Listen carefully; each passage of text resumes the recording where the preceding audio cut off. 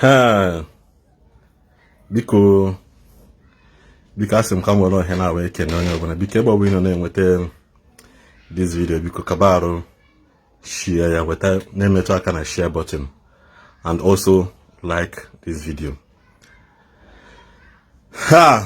Biko unu mana o nwere okwu na-akpọtụ n'efere mbụ ụwa kemgbe mmasị ya abalị na abụm abalị ụtọ, mana kịta anyị chọrọ ka abịa kapịa anya bụ okwu ọnụ maka na o nwere nwanne anyị nwoke picture ya na-etrend na social media for some days kịta nwa sị na o nyere fake testimony na Zion.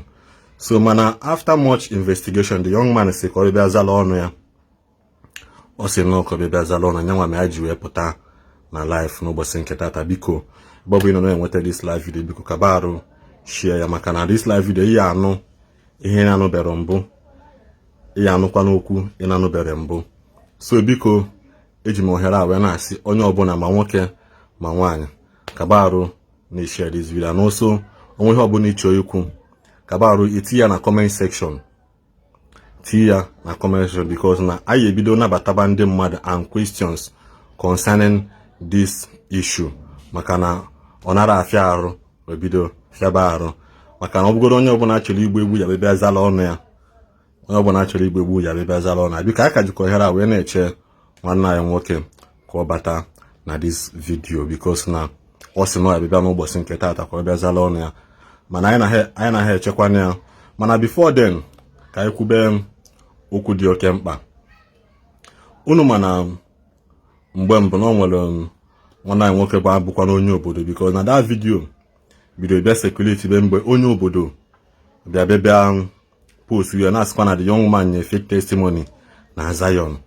Nwoke wee sị mba no ya like one kobe bịa ka unu nene video anti anyị mere yesterday bin sister Ogechi nwanne anyị nwaanyị. Unu ya afụkwa video o mere nya maka na anya bụ ihe nwee ka o si wee dị. Mgbe ọ na-emecha da video the young man wee bata na the video wee bido bebe akwa wee na-asị na a na-egbochi ya ọnụ mana I don't know why the young man is not here yet because now anyị kpala nkata anụ maka anyị kwuo ya ka o esi wee doo onye ọbụla anya. Biko na kabakwana arụ na-efulu anyị na this channel biko na o nwere ozi dị oke mkpa anyị ji wee bịa n'ụbọchị nke tata. Biko na ị na-enweta video ọnụ nwere ihe ọbụla ị chọrọ ikwu achọrọ m ka iweta your pen and your paper like ọ na-esi wee jide nke m eji m bik na pepa nke m. O nwere ihe ọbụla ị chọrọ ikwu ị na-ede the question na comment section maka na anyị take very note of some things the young man yi ekwu na this live video. Biko na-ayọkwa na onye ọbụla biko ị na-abịa kabarụ jide pen and paper gị maka na ọ nwere ihe ọbụla dị aṅaa ịfụrụ ọnụ nwere ihe ịnụrụ dị aṅaa ị chọrọ ikwu biko kabarụ kwue ya. Biko welụkwa nwayọọ na-egekwa na ntị egele anabata gị na this live biko like I said anabata gị na this live video kabarụ ka ị nwee ndidi ka onye ọzọ na-ekwu okwu wee mee gịnị wee kwuchaa ihe ọ chọrọ ikwu. Biko nụ ajọ ohere ahụ wee na-asịkwa na this live session dị divided into two parts. Ọ dị divided into gịnị two parts maka na onye ọbụla na-efolo this story ya makwa na o nwere ihe a na-ekwu dị oke mkpa. So biko nụ ka iskwe nenekwa this thing biko kabarụ solai ka anyị nwere okwu anyị na ji wee bịa. Ọ bụ na ị na-efolo program na-aga on for the past 2 days na ya aghọtasị na nwanne anyị nwoke ahụ nyere that testimony ahụ ọ sị ka o kwuo n'ihu Chukwu na iru mmadụ na ọ bụrụ fake testimony ka onye na Evangelist Ebuka Obi still remains his mentor, still remain his spiritual father. Mana mma like ka ọ bịa zala ọnụ ya maka na gịnị mere ndị be anyị sị na nsị anaghị anọ n'afọ esi isi. Otego aka mmalụ ọkwa this live video wee na-asị biko ị na-abịa jide ya gịnị your pen and paper na akwụkwọ onwezikwa ihe ọbụla ị chọrọ ikwu itile anyị ya na comment section maka gịnị mere na comment ya na-agbagote but a time you come mgbe anyị bido bịaba ga-ebe ihe ndị mmadụ na-ekwu. That's why you say right from beginning na gịnị mere n'ihi adosa your question one side first. You get good ntị na nwoke mere anyị ji wee bịa n'okwu anyị n'ụbọchị nke taa maka na gịnị mere n'okwu anụ nwatara oke akpụ. So mgbe na-asị biko ịbụrụ onye Igbo na-amasị ka barụ share this video. Ịbụrụkwana onye ihe onye Igbo na-adị mma ka bakwana arụ na-edosa your question asa maka na nwanne anyị nwoke ya na-join anyị very very soon. So biko nụ asị m ka anyị tinye nwanne anyị nwoke na this live video maka na nwanne anyị nwoke anụ ọ join guy mana ọ na-afịa arụ anyị nwa ịnabata ya n'ebe anụnwa. So biko unu ya enwela anyị obere ndidi na onye ji maka ya wee nọrọ ebe a n'ụbọchị nke taata awụchigo because anyị like ka o mee gịnị ka ọ bịa zara ọnụ mana biko onye ọbụla wetuo arụ maka na onwe ihe ekpuchi n'anyanwụ nọ n'elu ụwa ndị baịsị na-adị ekpuchi afọ ime aka biko dododo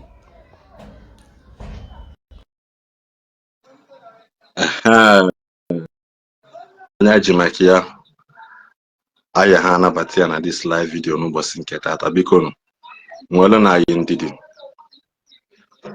nwanne mmadụ nwanne anyị nwoke good evening sir. Ndewo anwụchile na udo dị ekwanụ akwa na ya na anyị nọkwa biko okay biko na anyị achọrọ igbu ndị mmadụ oge biko na ka anyị kọọ n'ubi onye abịa n'ụbọchị nke taata biko ọkwa ka esi nye aka share this video ka order of your friends fụkwa the video and so that na ka e wee clear ihe ha ji maka ya wee bịa n'ụbọchị nke taata inyekwa aka share the video because onye a na-egbugodi egbu na-azala ọnụ ya biko achọrọ maka na the video ime yesterday maka na nke oge onye na-enecha ndị video yesterday wee sị na mba na okwu anwani dị ka eti gị ọnụ dị oke mkpa maka na ụfọdụ ndị amarọ ihe anyị ji wee nọrọ n'ime ya n'ụbọchị nke taa biko na ka ịzala ọnụ gị first and foremost biko achọrọ ka ịkọwala anyị onye bụ like gịnị bụ afa gị and a little bit of introducing yourself to the audience. Okay. Thank you. I'll must English so that I'm not English in follow you, they will hear. mix here. Okay, mixing, okay. You mix mana Ndi Igbo kaletu English ya asụ. Okay. Maka ndị ba ya mekpụrụ mmadụ n'ọnụ.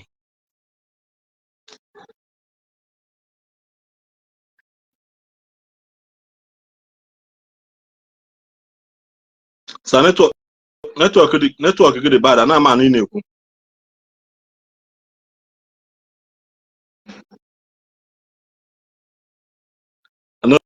No. Aka ana ama anụ ị na-ekwu.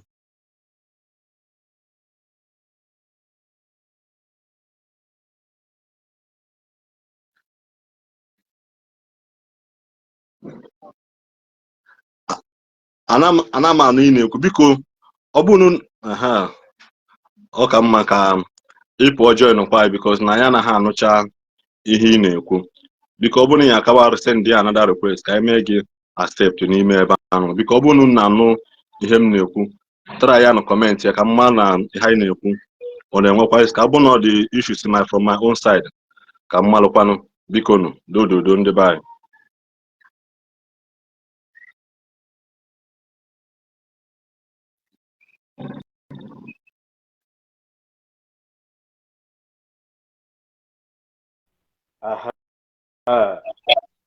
Okay. Biko asị ka anyị mata ihe bụ afa gị ka amalike na afa gị maka ndị na-ege anyị ntị. Okay. Afa m bụ Mr. Ofoma Onyebuchi Pascal Chukwuma Pontialis. Esi m from Imo State. I'm from Imo State. Okay. Precisely. Ebim China, but anime femba nile. I'm a traveler. Okay, sir. Okay. So okay. ka anyị kọọ n'ubi onye abịalụ n'ụbọchị nke taata. Anyị chọrọ ka anyị malụ kedu mgbe iji bụrụ onye Zion, like which year ka ị join Zion ministry? I joined the Zion ministry 2002. 2002. 2002. Okay. I joined Zion in 2002. 1st of January 2002. Nke akwa mgbọsị New Year. Yes, come join Zion. Mgbe a na-eme 21 days program, 21 days foundation prayer, 2002. Yes. Okay, now, ever since you joined Zion, or that testimony in here, but the first testimony me go ni mendoge, ko onwe other subsequent testimonies me go before that one in the picture get you ever circulate on social media. Okay. And that testimony was since 2002. That is same year you join Zion. Yes. And my Igbo hardship then na China. Ndị China ma ihe a na-akọ. Ịma a na-eme business enwere oke na-aga aga. Okay. So I'm join a program. A brother and a friend onye link them to Zion. Send Oram Zion link. Then they follow na Facebook. So mgbe e follow na Facebook, mburu mkpa niile kọsarachi m. Ihe Zion na-eme masị m. I don't know anybody from Zion yet because I can be Obodo. So and Adam trapped. And when he was mother trapped in some way or the other. Are they map, you know? Normal. So but the thing, I saw a seed of 200 RMB. 200 guinea. 200 RMB, that's China money. 200 RMB. So okay. Yes, so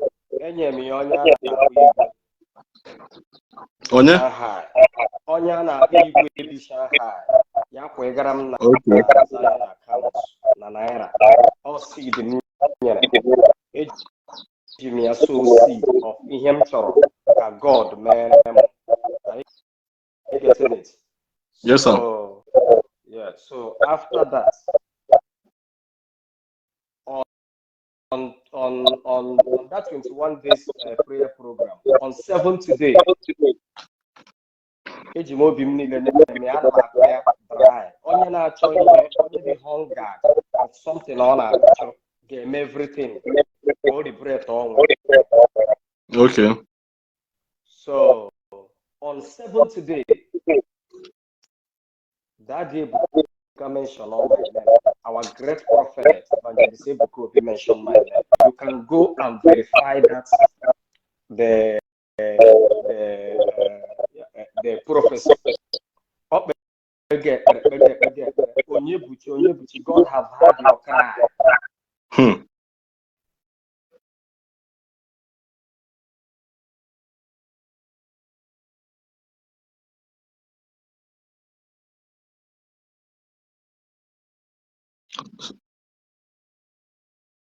So network na-eme interfere.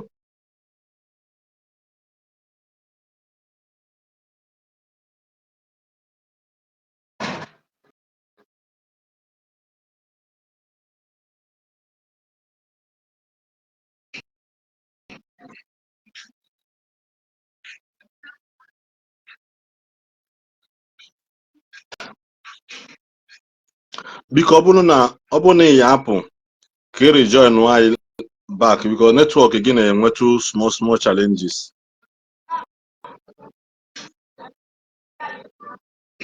Biko unu ya enwela obele ndidi na nwanne anyị nwoke a ji akụkọ n'ọnụ maka na anyị nwekwu prepare questions anyị ga-ajụ ya ka o wee zala ọnụ ya maka na a lot of controversies adigo towards this issue maka na anyị like ka biko onye be ọbụla onye nọ na try ya bịa mee gịnị zalo ọnụ ya.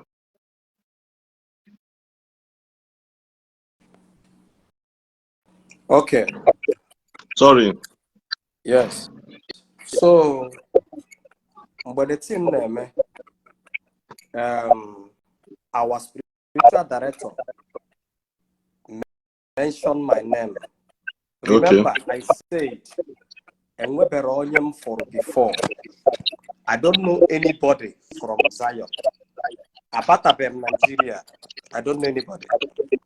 Our spiritual director mentioned my name. Onye Buchi, God have heard your cry. Ejibo pens come to on 7th day, God remembered me. Okay. Onye Buchi, God have heard your cry. Onye Buchi, there is business coming for you. There is business coming for you. Onye Buchi Oswola. In him with an instant miracle. Okay. Instant miracle. So that instant miracle, business mature, I made business.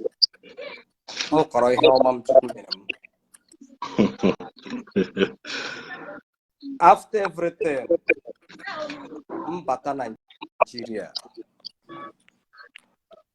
Mbata Nigeria. That's the first time Ana Zion.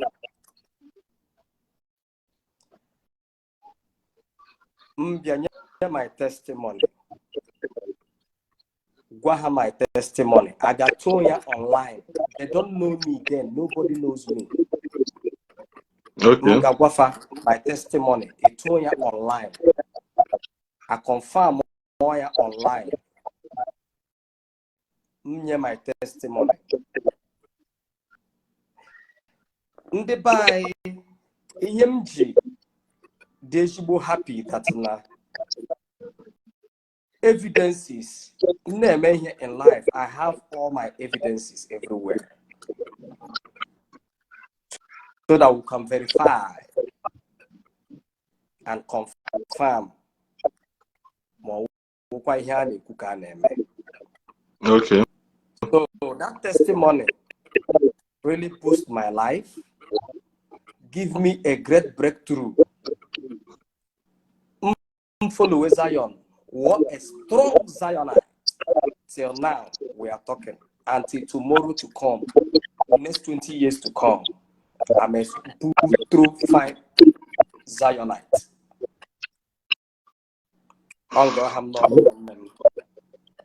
Okay. Now, Isago, for this one, you could cover go the next question. Nchole joge. Nkanu Izakita. Cover go the next question. Because now regarding the saga naga on Kitan watch your major game, at least for the first time can confirm or lie. Have you by in any chance before now when any conversation with Onye Obodo before your picture video circulated online? My brother.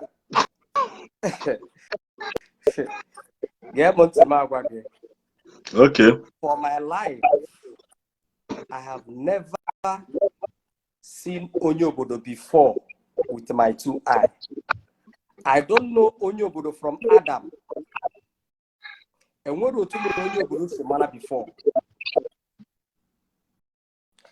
Even self, as I'm talking to you this morning, before I went to Apapa for my container, before I back my office, Onye Obodo called me early morning. I have all the record. I will play it here so that one day that I don't have any business with Onye Obodo.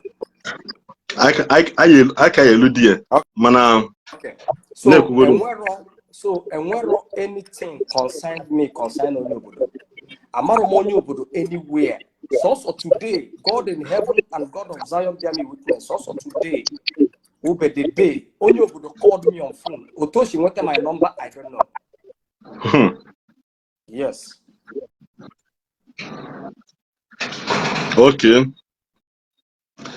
Now, Isago, on a question Isabu before Nchobu Ejogi before mana Esena from till now till the next 20 years, Ikabu a Zion member because Achobu Mejogi ever since this thing naga on, what is your stand now as Zion ministry?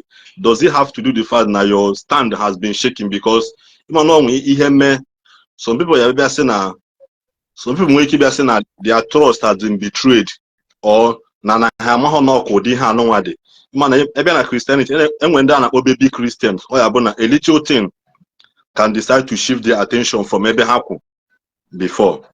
Okay. Yes. Well, actually, I am not a baby Christian. If I'm fugoro no wa, here people make good face to face as in person. Here people, I love carrying people. I carry people along. Ihe mụ iroko osisi gbara mpalaka nnụnụ na-efekasị n'elu ifembo but mmechakwa ihe niile ahụ ndị mmadụ ubitere ni ọwụ today ka m fọwara ihe but only thing I promise my God and that altar of Zion is this enwekwa ihe ọbụla mmadụ mere n'elu ụwa m ga-shake my faith still standing.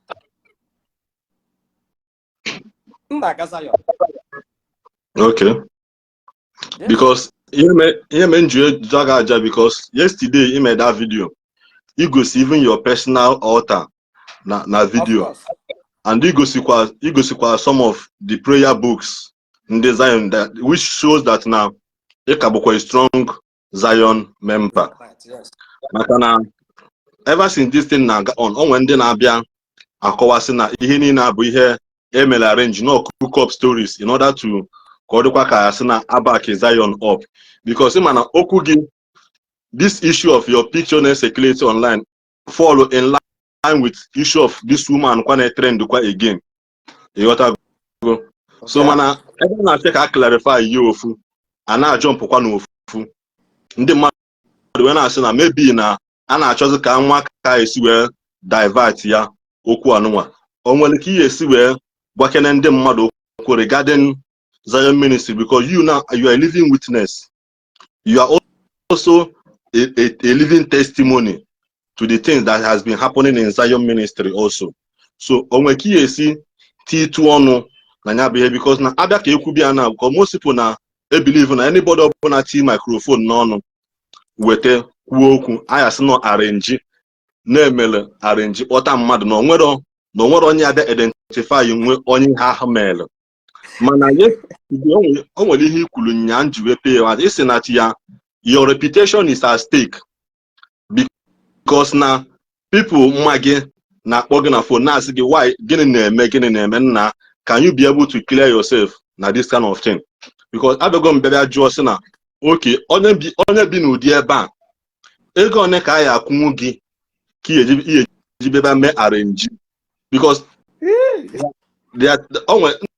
uche onye adịghị ajụ because ana m afụ comments ndị mmadụ na afụ comments and ha feel na anybody ọbụla support to Zion has been bought na-ajụzi na mmadụ niile ka a na-ego ka o nwere this kind of the specific set of people a na-ego because imagine na ya bịa bribe or go mmadụ over 1 million people is not possible because when you see one on this issue of RNG and ndị mmadụ na-akpọ Evangelist Ebuka Obi afa na-adịghị mma na ntị na social media. Thank you, my brothers and sisters. Enwere ihe bụ for Zion ministry. My wife is a moderator. Okay. In Zion ministry. And by that time I love them why. When you my testimony, I've not met my wife. Okay. So Zion, according to our spiritual director, also that now Ijiro beginning, Bia to Zion. God of Zion of Charafancho, Mecharafancho, Kucharafancha. Ige weather he Zion. Grace, and all grown don't fight grace. So don't fight grace. If you fight grace, grace will disgrace you. Okay. Grace, our spiritual director would be too much. Is inborn.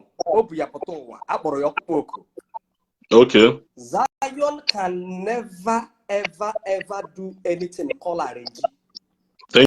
Thank you for that. Noted. I'm a strong Zionite. Zionites aboro churches church. You have ministry, prayer ground.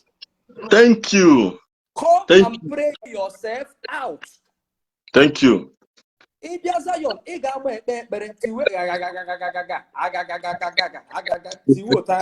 God knows what we are up to. Okay. So now, any testimony that comes from Zion or RNG.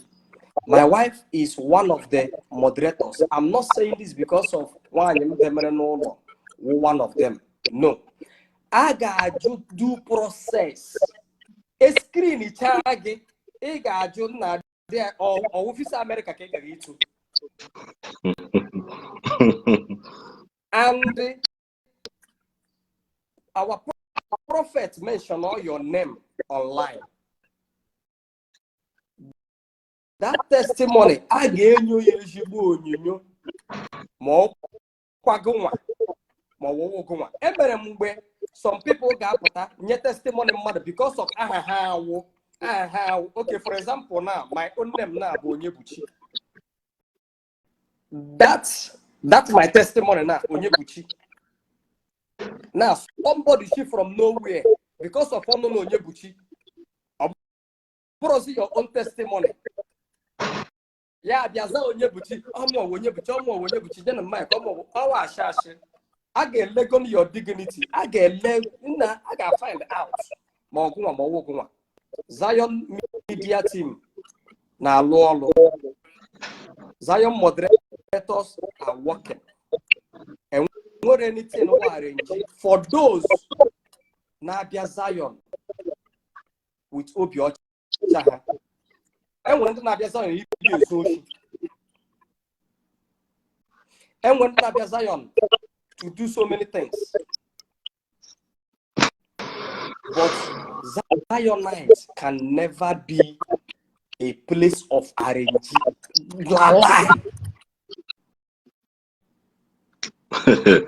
Thank you very much. I like him answer again. He had no say now because I believe now, even if video they will still watch it later because now Nyaboku is coming from the right source. It's coming from the same person. Because the way they put the thing on social media, now your fake testimony, then it my testimony. So I really want to commend you for because the thing is laughable because in I say I from a video yesterday when I said now you on a video my house. Yes. For my house okay, no problem. No testimony or arrange. I hire them almost 5 cars. I hire. And also even in bringing that testimony, man, your look will change from that year till now. Exactly. You got to go. The look will change because in the picture, dig deep into something. and also no bono onye na-ezo ezo because ọ nwere abụ picture bido circulate na social media kịta ọ bịa zobe ezobe ka ndị mmadụ ghara ibebe amewe one or two mana I like the fact that your reputation is on the line, that people need to hear your own side of the story too. Yes. So, mana yesterday on one statement he make ndi pick one note because I later rewatch those videos. Eselena no well plans even well ebe Onye Obodo no. Are you still the plan or in the pipeline, or are you backing out because of the call up one or two? My brother, Onye Obodo ganye public apology online, and ọ ga-enyekwa because ihe awo o ji mụnwa kokoza ya n'isi ọnụ like see like na ihe a phone na wuri isi phone pịakọ ya ọnụ, so which means anọzi intermediary eche ịgba war with whosoever echere ịgba war. Don't use my image. I don't know you. So all got and every your in the morning. Okay. Honestly, at this time, bro, I'm a player because on a power that now our Zion Christian Udume. In fact, I got my boy Zion. I issue by Christian Udume on your back. So Christian Udume also need when play the voice note. Kaimana say my Christian Udume na Onye Obodo on not communicate. Because Onye Obodo na forward that na Christian Udume one just that no affect RNG. On my voice note. See, on here. Sorry, because so, repeat go there. Repeat. Sorry. Repeat go there. Glass cup. I didn't so because repeat go there. I'm comment Onye Obodo na mana achọm ki repeat go do. Achọm ki repeat go do here. I don't know your network na break down.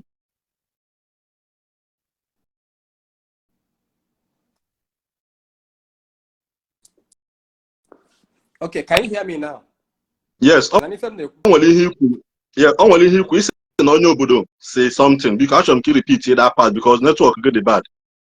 Onye Obodo say, according to Onye Obodo say that no one Zion, Christian Udume, forget this one Zion. Zion, forget that name, Christian Udume. We are coming there. Don't worry, I can add no. Christian Udume, Onye Abakaleke, be Mozambique. Okay. Onye kuru that na my testimony wa RNG and not fake. Now, because in order not to complicate it, Onye Obodo not here now. I want to bring him in because actually natural men about I'm mad until I know from you. Until I know from you. Yes. So bring Onye Obodo up. Fine. Thank you very much.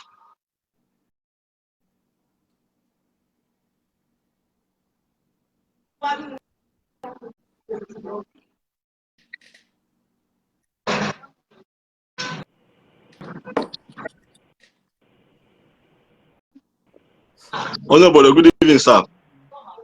I listen. Because I believe now you've been following us for a while now. At least you know one night work Kucha. Because yesterday I watched him video Omenala and Aqua, this young man really touched me. You got to go because although easy, a full grown-up man, in public face, because he felt that his image is at stake. Because I never really prepared any about this life, but only about go now. Because actually can know from you. Because when we got the before I say me na Onye Obodo from before this problem a video corner because of this problem video Onye Obodo or Hana Bujo communicate here for the first time. Yeah, one I am abroad before. As a matter of fact, I was the one that looked for his number when I will is threatening message. No, you never all of Sorry.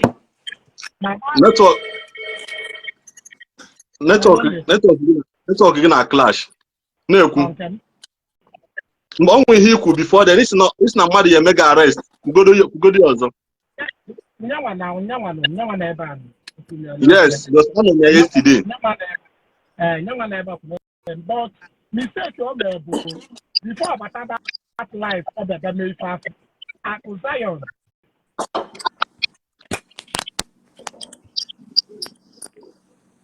That guy mara afia. Ejide dissect ya.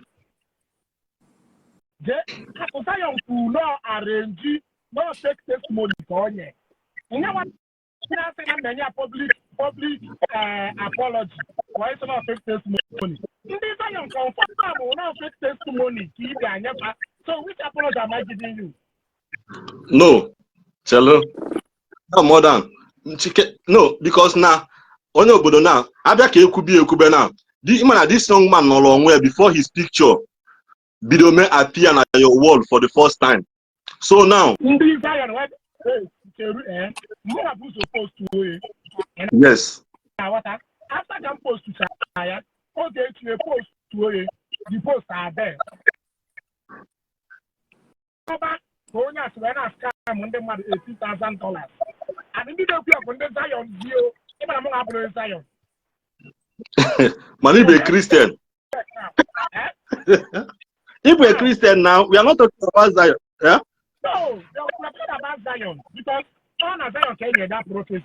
Can hear that testimony, I mean. Yeah. Now, Olonye Zion, who is a shareholder in Zion. Yeah, after going on the testimony, I had to talk no fake. In other words, this Zion I confirm go my right up about him. So who is to be held responsible?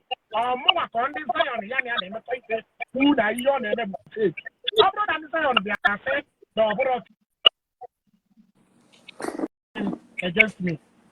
Man, I say on Zion boy, what today about this young guy, it was saying that the videos of vibrator.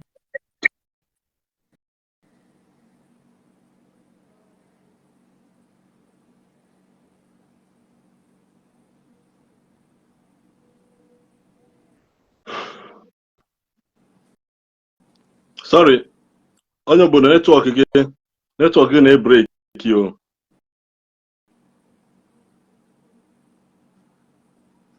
Ina name Onye Obodo. Sorry, Oga Ngwaku. Ihe m chọrọ ka Onye Obodo kilia m. Ọ na-asị ndị Zion. Zion is a ministry. Ya kpọọ aha onye si ọ bụrụ ndị Zion. Ndị Zion is many. Okay. Zion is many. Kpọọ aha onye si that no fake testimony. Ka onye ahụ pụtazie weta bank account ya ka m weta bank account m ka anyị mara onye nwoke fake testimony. That person must be mad. So, nwanne anyị nwoke na biko na at least ọ bụ na Onye Obodo join anyị back ka anyị ma ka anyị si wee tikwanya bụ okwu biko achọrọ m ka anyị forge ya to the next episode of this okwu anụnwa because like I told you this morning, I sang na the thing with two face I may attend to. Because I clear go to this one first. So now, if we go now, that's na amarom Onye Obodo before. Yes, so now I confirm. Ihe m chọrọ na abụ Onye Obodo ga-agwa m ka onye nyere ya go ahead or that post to my picture na social media. So, na-achọkwa ịnabata onye at least this one kita anụnwa now bụ a very big question o need kwala ịza.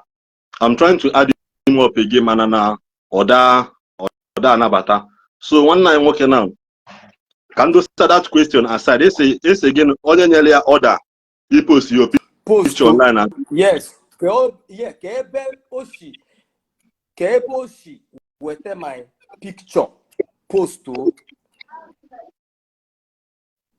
Okay. Ihe ga-eleba anya ka onye nyere ya order, ka onye nyere ya communicate gwara ya post to this picture. I want to know that person. Because Zion, because Zion is a great ministry. The power of God is working. And the Kaimara, they won't do your joy on that Zion. Because Onye Obodo went this kind of picture since 2002. So 2022. Now, Onye Ebuka Obi, Onye Zion ministry. Okay, Onye Obodo biko obuni can watch biko obuni ya happen na chiatas because I'm not seeing your request here. Obuni ya happen na chiatakwa azu so that kai itikwa your request again kai we nwe ike nabata gị. Ihe a one point na mpik go ese na Onye Obodo. First thing Onye Obodo enye public apology. Then two, Onye Obodo ya gwa onye nyere ya order you post your picture online. Exactly. Because the person is also killing the image of the ministry. Of course. Because Onye Obodo need to defend your own heart. Because na achị nabata kwa Onye Obodo again ka o kwue.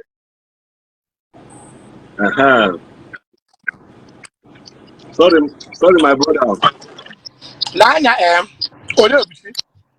I did not post in a new I did not post your private picture. Picture post to, but picture on the side on post to now the official Facebook page. So they liable to answer why you post to their picture on the Zion, not you. They post to your picture, and even the picture on post to.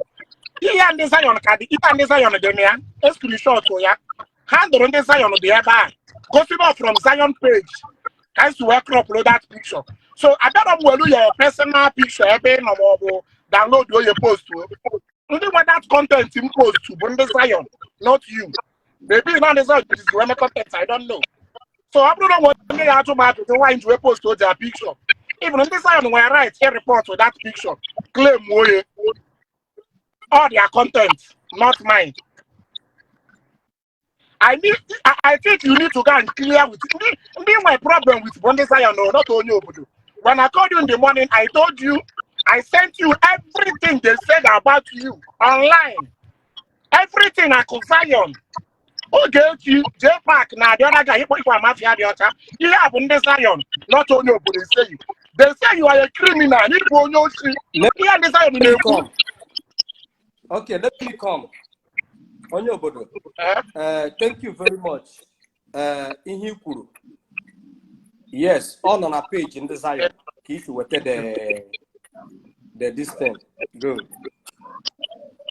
And when he said, "Is that na Zion Christian will do me so no fake no now monyoshi." I showed you the video now. If not the video, don't say it Sorry. again. Sorry. Okay. Because I need the lima. Did you can you know their first? Because all he know that will guarantee you go ahead to post the picture tag here. Who can you know their first? Say na know first before you post. Igbo TV Nanya. I'm source of my information, and you don't expect me to resource. I'm not that daft. One. Yes. Thank you. Zion confirmed him post too. I said I'm not young about the source. I posted before Zion and Ogechi. They confirmed. So Iborum Poko to Keta. And one because Nandi Zion I confirm because he have a fake prophecy, and I will bring my proof. So what do you have against me? Oh, bro, Nandi Zion will be a question in here fake. I have question to answer. Man, Nandi Zion has see go no fake. See no delay go no mad. Zion said, and I quote, and I didn't know Igbo TV. It was taken forward on the video. I told me post you go ahead for women and our saga and all that. Zion said, I quote, that after going to that testimony, tomorrow, wait here. Notice here that testimony will fake from his source, not only revealed his source, which he has right to. But funny enough, that testimony has been there for months. They did not bring it down. And I work on how to plan as Zion see the testimony and so they because don't take it serious to avoid public deception. But Zion confirmed that the testimony He even went as far as calling Onye Obodo Mugu. So, what problem could Onye Obodo was it? Okay. Okay. Anugomo. Anugomi. Now, Ogechi no. I've had you. Post to that thing.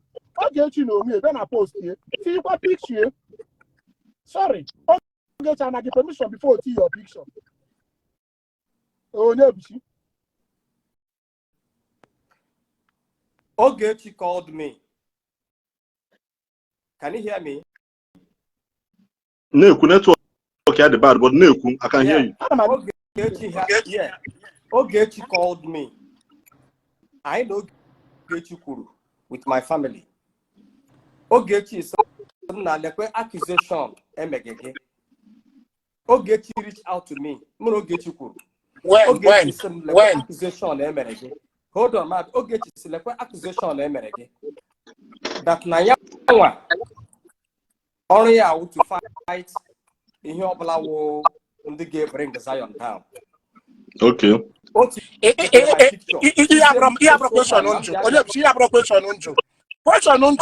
question? Ogechi posted you and called you a criminal. Next come on the money. Ogechi and the permission we post to that thing. I can be about. Canada. Oh, yeah, they move on the Zion. On the like a song. Simple question, yes or no. Is that what you thank you. If he has okay. So he posted the picture without your consent. Right? Why did you post my picture? Okay. So now, I posted your picture. My own answer at the testimony which they confirmed. Akusayon confirmed it with his own mouth. Another guy not gonna lie for Zion confirmed. But Ogechi do not only call Nankekebo fake. No Igbo a criminal. No when this come $18,000. Igbo TV, Igbo channel, continue because he told me that you have so many questions for me. That's why I'm alive. Because at least Onye Obodo go very clear on where I believe that he got to go his own part. Man, another thing again, because now before this picture video circulates, Onye Obodo, but the person who were post to this picture. That is why you are demanding a public apology. Because for what? Wait, public apology for what? Let me understand. Onye Obodo. The picture is my image. Post, wait, the picture post upload your picture. Our picture on the Zion minister. Oh, his image. Okay. Image. Wait. This morning. Listen to me. Listen to me. Listen to me. If need is smart enough, if he had no demand, they don't. The picture post, which I did not extract your picture. I extract him. Can you say on TV? Don't worry. I know what to do. Continue your program, please. So now, I know what to do. At least we've come to the concluding part of Onye Obodo issue. One now, back to Okudi on board, because that yesterday were two topics video on board yesterday. Igbo TV, wait. Actually, what I want to get about the bone of contention here.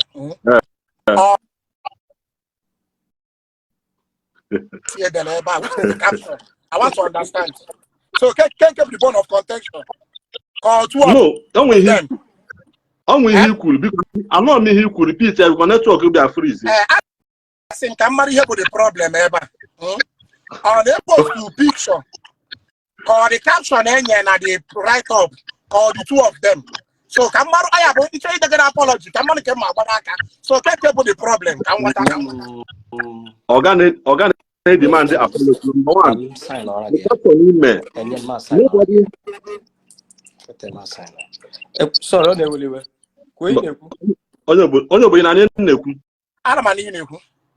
now the caption is Zion. Anybody that are confirmed that the testimony by RNG or not fake can never come publicly. Within themselves insider. They will not come publicly. That post that is simple truth. That is then I will sue them for public deception. For the civil. You sue them for getting public deception. Public even Yes, that's what it is. No, he use way with Nanya, he use way with Tony is waiting here because they are deceiving people. Why? Now how many years, bro? We farm go. If I have a fake testimony, in other words, they confirmed my write-up, which I extracted the picture from their page. So, when they say I go kill ya fafa, now my write-up. Mana. When originally, they said to show Mana biko Obuni na nihem ku from the beginning. This young man say na niru chukwu niru mmadụ na testimony ya abụrụ fake. But I'm saying not fake. No. Onye ihe And mere. then the Zion Ukuruno. Which in the Zion? I can wait for your brother. I said to the video. This is why I don't like arguing. I sent you video. If ever concerned Johnny, I Two people. Also Zion. One continue. No problem. Now me and that Zion get first see. Don't worry. I want to do what you God continue. I send the Now. Don't worry, let's go. Zion. According to Onye Obodo now, Onye Obodo said that Zion said, Mumwa, you effect testimony. Don't worry. Continue your program. Onye Obodo, you have answered me what I want. I send the evidence. He said the so no worry. So can you know Onye Obodo say? If you get with him again, I provided you with channel. Igbo channel. Why you guys being too Igbo channel. I told you before. Cheluko Kucha. After listening to Evangelist Ebuka Obi, I don't know if you are getting. So, no achọm ka ikwucha. 100,000. Give him the 100,000. I did have. I don't like 100,000. He was the one that invited me in this page to clear his name. And then when they never got the 6, I requested. Now we are 300,000. All this is to give him that clear his. Or how to say you clear even this or no. Oh no. But the special job for the because he post to a post. And I want to know. No job will do she. Don't assume the mother she scam on the mother. And a call face west or for the person that no scam will give. Fake. I could say no way, no fake. Okay. After the prophet, TV. or how to send the car. I want the ball go shoot. I want the say no fake. Is it also supposed to be so you can apologize? Tell me how to forget. It's a me.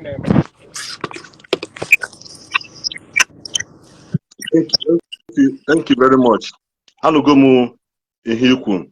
Now, biko, one night nwoke, I want him to look because that video yesterday I watched them here now.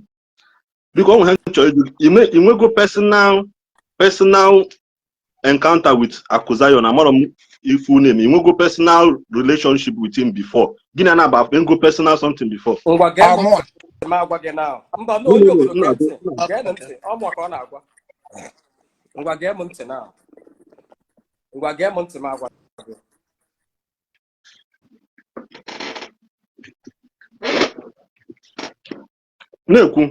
Now, Zion, who Christian Udume from Abakaliki. I'm that mad person. I'm now Zion, Obiara.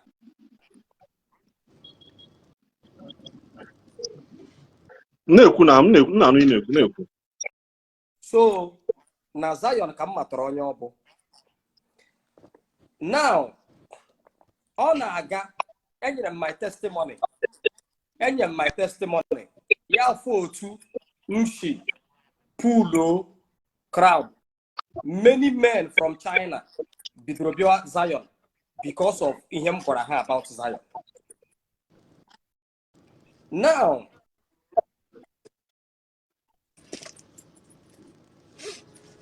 no, go on. Okay, so now Yeah, gara one model. I have a life weaknesses. One go now. You cannot say that one empty drone make the most noisiest thing in life. Yeah, gana one day model that na ihe your like homo that na ndị ọzọ na-enye respect na Zion that na mụ nwa na-enye respect. Ndị abịakwa m si ya isho mebiri amamonye ọgwụ ochiche ego o ji na akpa ya peanut o ji na-amachagharị everywhere. Now, you must say this particular person, Akuzaya now. I go buy my wife before my wife do lawyer. I get to me. No, now let me put it on. I go my wife or ask about my wife out. My wife is so annoying. Yeah, gonna go my wife. That day we are settling about something visa, but on Abia. Yeah, gonna go my wife that na no mugu. They go no nyolo. Na one na kusa no monyembo. Mba kusa no Pakistan. Na aba boy na Pakistan. One I made already. Put oko John to China. So I will talk. I'm getting you good need down for now. Okay. Secondly, because now onwere ihe onwekwa ihe ọzọ ga on that yesterday. Ekwulu okwu fake alert of 4 million naira. Ka ihe ekwu maka nke ahụ. Which one? Not one. Fake alert of 4 million naira. As in Igbo fake alert of 4 million naira. Ngwa ge m ntị.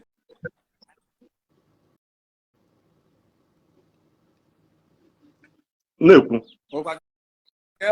me tell you, I'm on a committee. I'm on the 100 days committee of last year. Now, how am I HMG? They know evil people on Zion. Repeat that again. So, am I evil people on Zion? Hello, excuse me. Onye Obodo challenge. Onye Obodo challenge. How am I here? Jabam tackle. One day, I'm on the committee. This committee, not permanent committee. 100 days committee. And then you donation. And then donation. And then you donation. Ngonye jiatega. And then when I'm a trip to catch,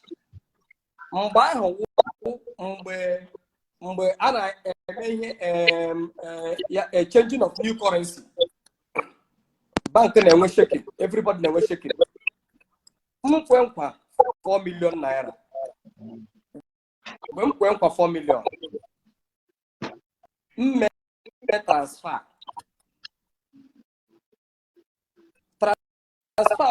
After 4 days, yeah, reverse receipt. Yeah, come to receipt. I will send it to you. Igbo channel. I'm a send reggae confirm. I come to sleep. And you sleep. After 4 days, one of my wife open heaven. They go latch back. My wife said, the money is back. They go in here. Feel later the long the mother quick at the move. She said, look at this morning. They got latch razzle. We got latch razzle. Yes, hey, no problem. Honey, Namga na church. Namquazi our chairman. We wrote church. Palmua chairman, I said, na ego a latch razzle. But in a weekend. Koruze Monday. Kam Gazema area, come Bazini me bank about direct Gazega area. Or Wuzi on Saturday, na Luzirumo. Sorry, that is Melumbone. Which day of the week are that in? Because you just mentioned Saturday. Which day of the week are that in? Yes, sir. It just He mentioned on Saturday, Kita. So actually, which day of the week that thing the alert about to you? Friday. And he made the transfer when? Monday. On Monday. He made the first transfer now. The first transfer. Yeah, on Friday. Okay. Yes. So now, all my wife, what I'm saying, don't do again. Now, Gaze Church, Gaze Gaga was your chairman. Gaze Choir. When I told him, yes, okay, no problem. On Saturdays, they don't have nonsense. Before made the travel, I'm second that now I'm trip to catch. I was on that trip, yes. So that day, I'm sure I'm gonna no was here that kind of rubbish talk about me. When Onye Ji Egoya Choi Nye donation. One day, and one him Jogo. Yeah, I'm proud of that. I him to my God. Okay. Now, how bullshit. I'm a harmonia gragaria de sleep. I'm a harmonia graguaria de sleep. Gagane progat the sleep. Ne jari everybody. Now, so that na le perfect a lot on your water. Listen, this thing self got protection. We may travel. Tuesday na platform. Say please, travel. That now when I get there, when batakame. How na kozi anozim oversee. How na kozi na so that na no fake a lot. Bura hamgazo the whole Zion. When batazie back to Nigeria. How long? Sorry, how long can you be may travel? 2 weeks. 2 weeks. So, meeting. That day, I got meeting. Meeting. Say, can you on aga head check Kambata?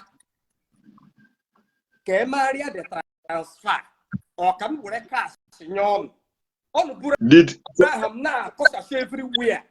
Sorry, did anybody try reaching you before Inata travel, or did you receive anything like message, call, anything before Inata? No. Okay. No. I was in the mother now. Was in that now. So now, I was in the mother now. One that now. Like when he jaham na kware. Like when he jaham na. Gare na Zion. That na bara fake a lot. Na jishoro kwa mama. Mbatazie. Iwe kamji quit the 100 days committee. Omo ajakam remove one of them there. Exit from the group. In a council because always come call.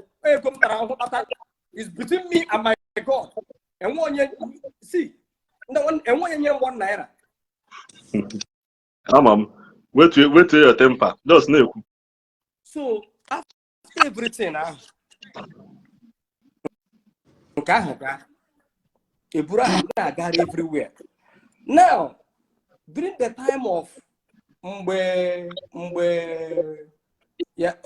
the visa, just because I'm that not only routed that time, but let me continue this one. Wait, because now during that time of visa, like can we during that time of visa. Wait. During that time of visa, now I routed Agwo police station. Agwo police station. Gini me iji ga Agwo police station. Onwe case Bugadia. Oh yeah, now it's a visa stop. One day, everybody know here international bloggers. Everybody know Ghana fly now.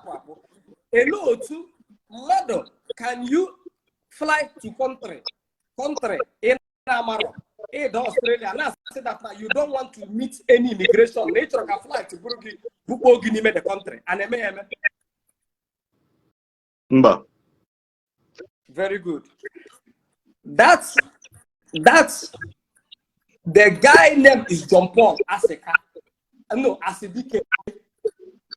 John Paul Asidike. John Paul Asidike from my village, from Olo, but not my village. Oh, with a go see many 1 year visa. Mero Monday about Canada visa. Most Mero Monday about Canada visa. Monday about twins. Okay, in account for me.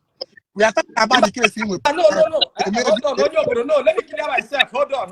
No, Onye Obodo challenge. Go straight to the point. All these slogan, the only thing. Which they reconfirmed yesterday. Now, Onye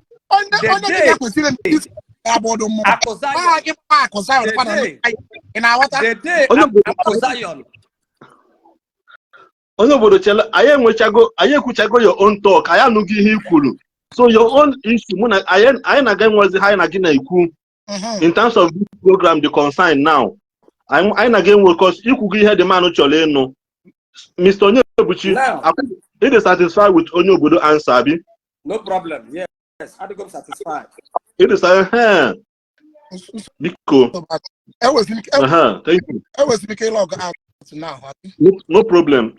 I log out, no problem if you want. Thank you. Now, so Madia, now the guy in types of visa, the guy say Australian visa. Mbaho and about world female World Cup na Australia. So akwụkwọ nwanne ya nwaanyị pụta. Nwanne ya nwaanyị sị na biko that na onweghị ike na ọ chọghị imit immigration atọ. Nwanne ihe ọbụla mmadụ na-eme n'elu ụwa avoid stark illiterates. Stark illiterates, avoid them. Yeah, say that na ọ chọghị imit any immigration. Na ọ chọghị imit any immigration atọ. How will you travel so that you meet immigration? Now, that's in the video. Yes, okay, na book or one biometrics. But the classic of the visa, Ojo, arrival on biometrics. Okay. Yeah, so no John after you meet immigration. Immigration. Onwe illegal substance oji. Onwe ihe bụ ihe iwu oji. Ihe iwu like onwe ihe iwu oji at all. Why kwani ji atụlụ ụjọ immigration? Joanum now. Joanum. Oh yeah, we him to say stark illiterate. Be very, very careful with stark illiterates. So now, after everything, I went to Abuja. Abuja. Meet here, say no problem. Since it's some your ambassador Emmanuel Chuku. Ka Ebuka Obi your biometrics na Nigeria. Instead of going when you meet with immigration. Fine. Ka Ebuka Obi your biometrics na Nigeria. Okay. The biometrics na Nigeria. Yeah, Gazi Abuja. Me biometrics yeah. Na FS Center. Okay. Now, Lagos. Before Lagos. One day I walk in, and we're going to what I'm that on that. One day I walk in, go. On you had you look for trouble. Oh, Jack, what the visa? Okay. It's okay, no problem. I have gotten the check. Yeah, I've gotten the check already. It's okay, no problem. One day I walk in, start make on our bottom. With the out and Ndawusa na Abuja. I managed to use wisdom, clear the whole distance, fly out down to Lagos. Mgbe m bata Lagos, the boy na-asị m that na ọ chọrọ ịhụ Daddy Ebuka, our spiritual director. M sị ya nwanne na ụta na na-eme 100 days that na to see Daddy Ebuka no shiri ike na ọ da ahụ mmadụ na to you to see Daddy Ebuka abụ ọ mention all your name or ọ kpege ekpere na-agagharị na-eticha ndị mmadụ inwe lọk ya tichara gị ọ lọk gị na ị gaghị na enweghị ike ịhụ Daddy Ebuka by personal by jampa na enweghị any cut shot ishi ahụ Daddy Ebuka ya sị m okay nsị ya okay ngwa fine ichi ịhụ Daddy Ebuka you can come to 100 days. I'm the one that invited that boy to 100 days program. Msi even said that if you don't want it, you can come to China stand and be in China stand with me. I'm a go check. Yeah, we say one day. The day is 100 days. On second day, yeah, I'm that no gaga Josh Tora ma Justin general leader Sebastian. Yeah, but the same guy, the same guy getting an issue of visa 18,000. Yes. Okay. At least I know I got to the same direction. So so now Obiago, so Obiago Josh to Onye Obodo Ishi. Yeah, go ahead that na mo aguru ya wayo 6 million. 6 million. 6 million naira on visa. 6 million is not you now. $18,000 is more than 6 million now, I guess. No. That $18,000 I'm not going here, I got the police. Okay, okay. And not the same guy getting got police go by issue of $18,000, sir. No. Okay. Because we are coming to that 18,000. I want to know. Thank you. So I'll go now, police station. Thank you. So now, Aniwa had as a meme invite, had Yana China stand without no respect. Because how was something? Those evil people. My prayer to our great prophet, Evangelist Ebuka Obi, is God will continue to keep him. Any evil people around ministry must remove. Amen. Justice. Now, how drum konyoshi agawa there. Mgbe there. Nelo na single stand. Justin, who general leader of Zion. Yeah, some sit down. That na never complain about me. They would more wayo 6 million naira. Now Monyoshi, we don't call Monyoshi immediately. Now Monyoshi, I don't care. Nega Boraya Sebastian, manager. So I got all the manager. Listen, our spiritual director was busy doing the program. On one idea.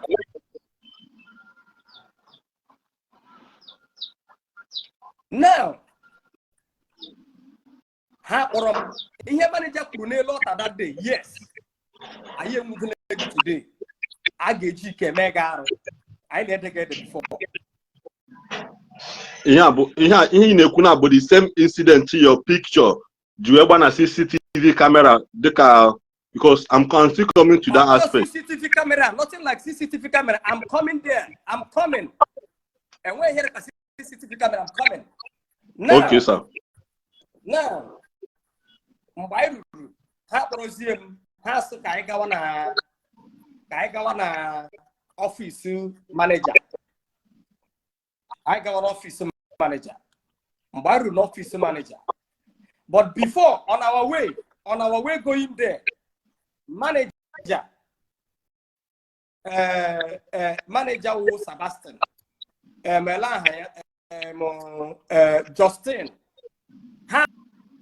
my diamond. Handle me cook terminal. Baram kaka. Yeah, so manager, did you this diamond? Hold this necklace. In your life. I said, did you this thing? How much that thing? How was him going na office Sebastian? Where do office Sebastian? How was my wife? See, I can't because the boy, Ishi. Yeah, conspiracy, conspiracy already. Because how my had you talk, I had to from Nazayo. You know what? And I will not allow them. Now, Habia Bido, Batadia, Ndapazility as where's the question? Chairman, no committee, permanent committee, where's the question? Where's the question? As for MCSO, Hantani de Bacha, Hantani de Bra. That's the boy, Isiagu, Yaku,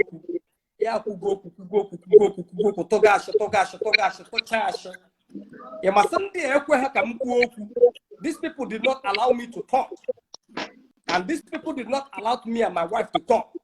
Habido Sebastian who Zion manager.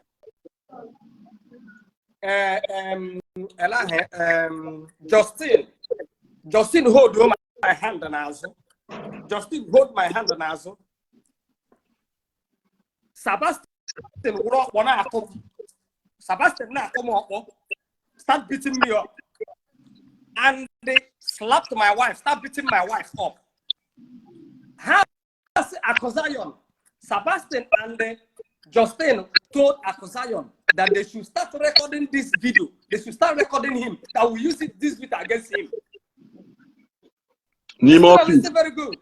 Name office, huh? Name the office. Now, after everything,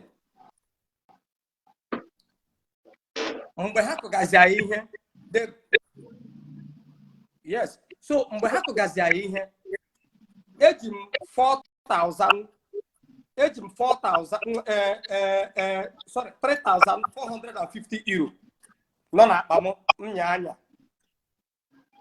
How we are everything. Double my tag China mo. Tag China show that I'm a China branch. How double ya? Remember that the Ebuka and some people ama ihe na emelo. Oh, ihe that the Ebuka jine eku that na akwala some of the security and other things. Eho, ndi na-egbu aha Zion ndị no very close, not just steady. Okay, thank you, sir. Ikuloku diamond gị. Yes. The diamond which atali azuko fulefu. He which atali azu. Let's Adamabia. Mgbe ha tụgazi ihe n'office. Ha chụsịrị my.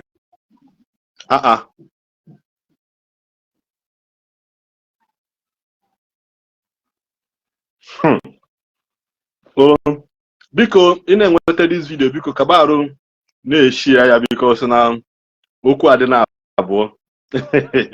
Biko ebe ọ bụla nọ na-eshare this video. Na-click on the like button and also the reaction buttons. I will make na-enweta more reaction at this post. Biko nwanne anyị nwoke na network ya na-enyetu obele nsogbu. Biko na at least ono na-follow I believe na some of you na ano ihu na nobero before. That is why na this video, this live video will also show you the fact na something is wrong somewhere. You got to go. There's no smoke without fire. Biko no. Nwanne anyị nwoke na-enweli obele ndị network ya na-enwetu small issue. Ka ịma na aya nabatakwu ya ọzọ. Biko no do. Kabaro na-share this video. Click on reaction and likes on this video so that the video will get more. So let me clear you. Our spiritual director don't know anything that is happening. Now, how the diamond necklace. Wait, this is my diamond. I have the picture. Hold on, let me show you guys. Hold on, just hold on, let me say it. Hold on, I'm coming. When I was with my guys, because when I was with my guys, this video, yeah, a master class. onye question Hold on, no, don't worry. Onye question actually Joe. Because that way your question. Let the video with Mastercraft. Wait, hold on. Make you hear this thing. Hold on, I'm coming. So quickly, I'll arrange testimony.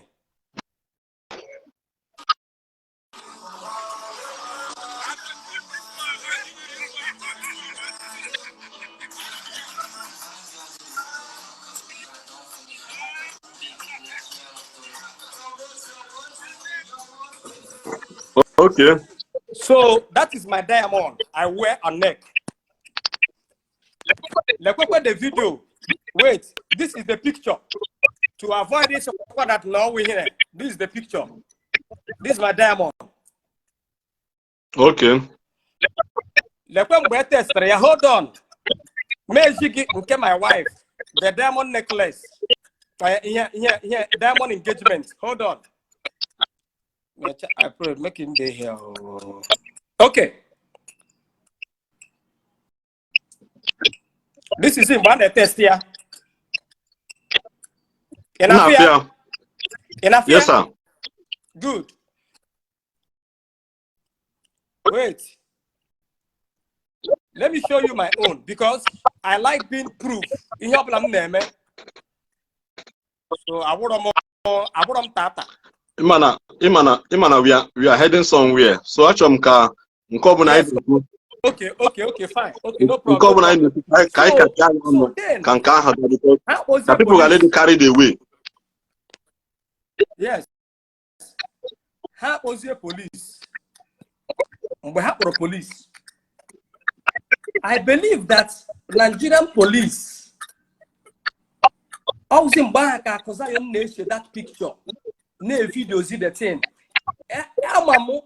Evidence is all send to go to the video and the pictures. And then the and then I had the South Africa and the Mozambique. Now, get only Henjibugi before that, you know, ask him the diamond, which Ataliazo, or with them up to now. No, hey, which Tayazo has years till today. They collected my diamond. Till today. Today. With the case non alabo. With your wedding ring. The case non alabo. With your wife's wedding ring.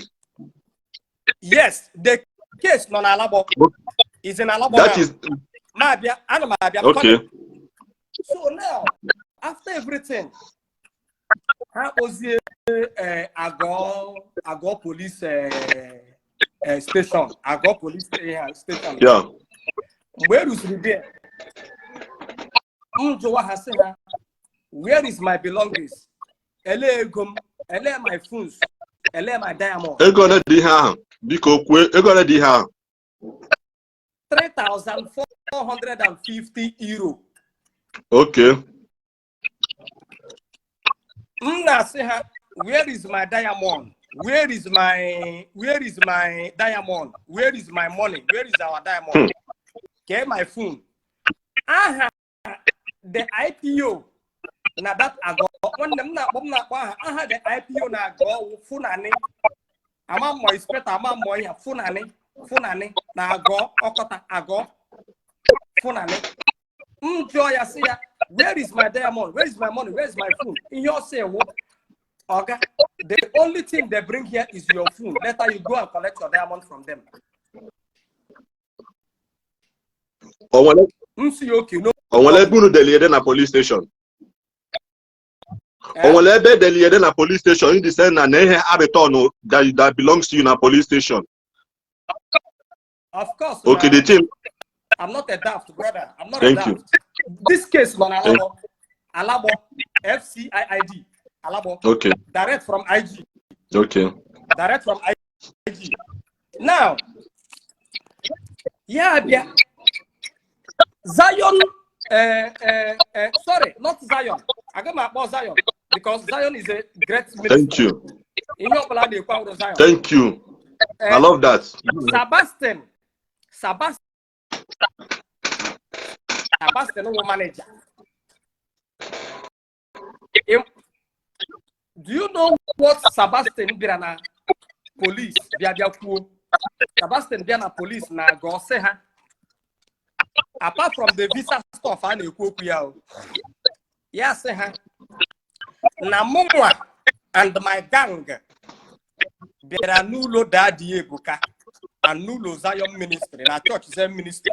They are wash everywhere. Zunu Altar Zion. Buriala Nebua. You will have the altar ship now. If you get about that, tell Cambia. That big altar Kunubuluna. Yes, that an apatram no fees that Ebuka. Who wash everywhere. What we push them water. Burota Ebuka, Burota, our spiritual director. La Leki. Gagajiane Gundam. You will not be able to see that. A question him over Otama. Yes, you do. Good. Now, the police, they visited my house. For the fake check, for the fake alert, they took me to bank. I got bank. My banker was saying yes. Check this is the money. This is the door back. All at the bank. Not reverse the bank. I confirm why. I got to say back to Okota police station. The DPO, may God keep that man. God bless that man. Yes, say that na Zion Obi Rimego has a yamba. Has na Hawa on your contract. I don't have contract. Has some back. Has Okwega Wegum has there. Then we have case with anything perfect. A lot.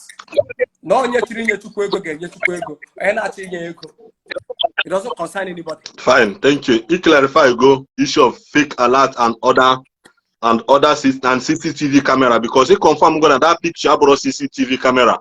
He have CCTV camera. Our Zion Christian Mozambique nation. He have a picture SLS in an office mbe assault your diamond jiwefue. Modern ring your wife. Exactly. Exactly. Okay, yes. Fine. One young man who joined that life yesterday. Okuloku $18,000 business.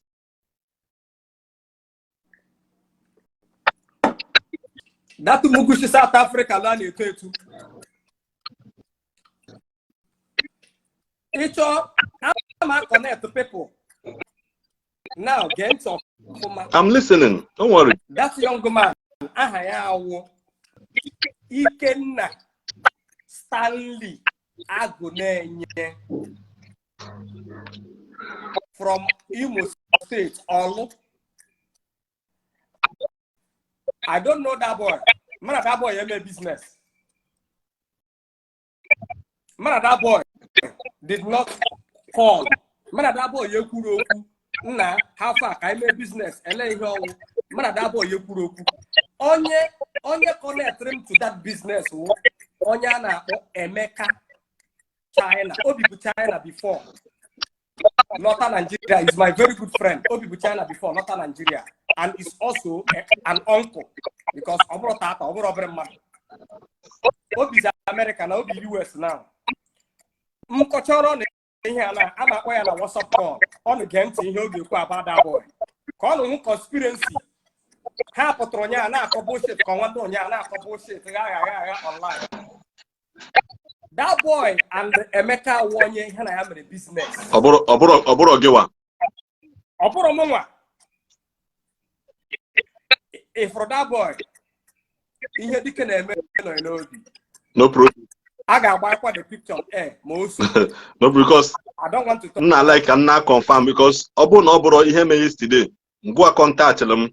Because from beginning I don't want to do this, but because of 1 or 2, let's just iron it. Now, the guy the guy could after $18,000, more than 100,000 that has to do with Nda Boki and Nda Boki Asero. I don't know how that one came to be. there is nothing like 100,000. Ihe bu ayi Ghana that tenda boki $18,000. $18,000. There is nothing like 100,000 anywhere. If that guy said that Namua, do you want 18,000 and 100,000? Money let me give me and the boy from now till August. No, because anaghị ekwu okwu ọnwụ. Biko nna. Okay, no problem. Because anaghị ekwu. Now, no problem. No, na aboki. The boy. Nature will suffer him. Testify about me. No problem. Because now wait, aboki also na mbona chi na nka aboki ndị aboki confirm kwa na ni bịa nalụ ha 100 something. Wait, brother, wait, let me come. Everything. Okay, go ahead. And I will put everything in call, video, call, direct call. Within that book, I'm a address and that book, number and that book, you can go and verify. Man, that bastard. Man, that's a non-entity. And a tuna South Africa, really go roommate. After ya one accident, on a go kunju. Nearly go, mother baby, or tremolo. And a tuna South Africa. And now I'm a link to so many people now for him. I get here, watch him, Gajima. Now, Kaga, that boy, man, I am in business. Man, I have to go to any business. I'm the guy from Adam. In your mother, the guy as Onye Imo State or how money mona, young one you more crawl. Obi South Africa. One bash him now dash ego. But I can't put zero work or that testify about me. I am just again on your name, but in your mama got him. I got name in your managa. I had that idea because and don't hear that idea because preaching here on your lip because he's my mentor. And the lay if we look all about Yama or Yam. And when he is sick, you should be an I like the fact that you have one in a the individuals, not the whole ministry they involve. Because now the man I like say no this ministry. Mana I like the fact that everybody have only yes. I'm coming. Imagine I like that ministry now. And they go that going to do with that natural hatred over something. Now they will not have to build that thing on it when I say no. I like the fact that individuals afa onye malu nke omelu atọ ya mehie n'ihu because na ome na mmaya ana ome njo na enjoy ana. Exactly. So fire on my brother. So now I know $18,000 and 100,000 naira aboki. Niku. So now the boy I'm on before on your ma we meka. Okay. Emeka contacted me. Here I met 4 years ago. 4 years ago. Yes. This was 4 years ago. That means this thing the guy could make before he became a Zion member. Because I want Zion anywhere. I put the boy you walk up to bullshit. Thank you. No, wala naga on. Now, the boy in question, my business. Onye yere mere business with Emeka. Emeka wonye mbo. Mbao, enwere video ndo. Emeka China, but on na US now. On US now. Mo aga akpokwa ya. On na ihe ọ na. Okay. Good. So after everything, it's okay. Emeka na-aga mgbe abatara m Nigeria, Emeka nọkwa Nigeria da afọ. Mere Emeka na-agazi because anụmanụ like ihe ọbụla m na-eme m na-akwụ nwa aka m ọtọ. Mkpọrọ Emeka gazie na nke ndị Hausa ahụ. Everybody, the whole world can go and verify. I'm a young at today. I had the place with Sariki office, local airport, beside Air Force Base. enwere plaza anọ there a na-ere moto n'ihu ya. Sariki, go to that office and verify. I had the Onye Hausa Baba Bose and Sariki ha ha go ndị kpere ikpe 4 years back. Thank you. Now, mgbe ahụ m na Emeka na-aga, enwekwara na onye nke nyere m that ụlọ ego warehouse. Warehouse ahụ o nyere m aha ya wụ Alhaji Olowo. Eji m nọmba ya. I can share the number. Anybody can call and verify. Okay. Now, m na Emeka nọrọ ihe a then na Nigeria. Ebi m Owerri. I need to fly down to Lagos. And when I'm flying to catch back to China then 2 weeks, I canceled that ticket because of this idiot. I got the place like I confirm all Diego that now Diego and we go patron. Video ni uploaded yesterday. Nga Emeka say play with the video. He watch other video then. He got 4 years now and now it's not the same. After video playing, Yamana, I didn't pay attention to it because that on our live, I used to show the video like this. No problem. Now that video, this is the video. Nime Moto.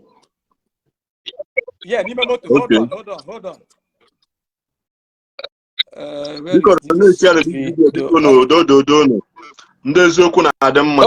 okay, yeah, no problem. Just the video on this phone, no matter but hold on. Okay, this guy in a quote we acquired here. Okay, Patrana social media. Yesterday, yes. Acquire one. Oh, yeah, no problem. Investigation naga about the idiot. Now,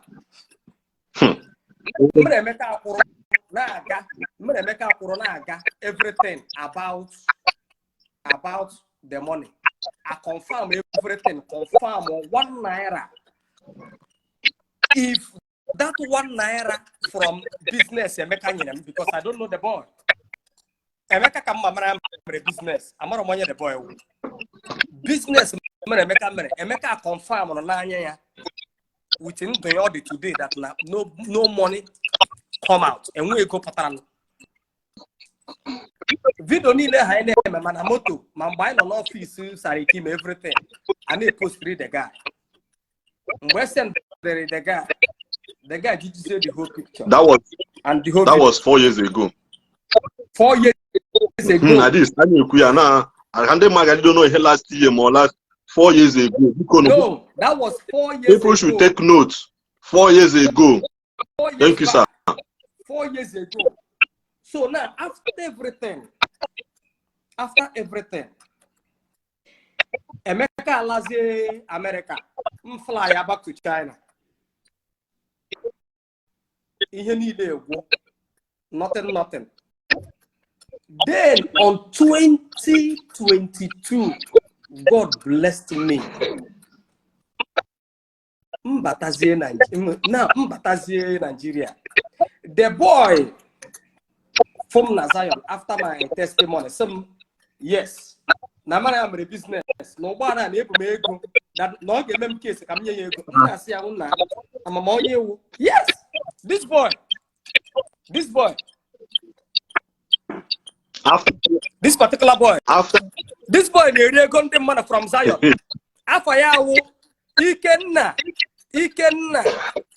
Stanley Agonenye aka Stanless. Na South Africa. You people to put call on South Africa, don't know about this idiot. Orinego roommate ya. Balaga.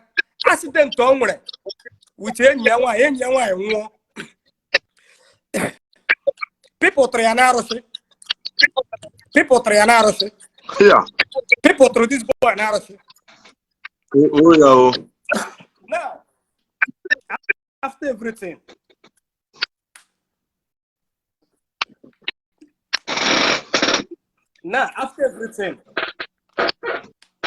the boy home na Zion bido tiwe eti ka onye ọkụ hey ekwena ọfọma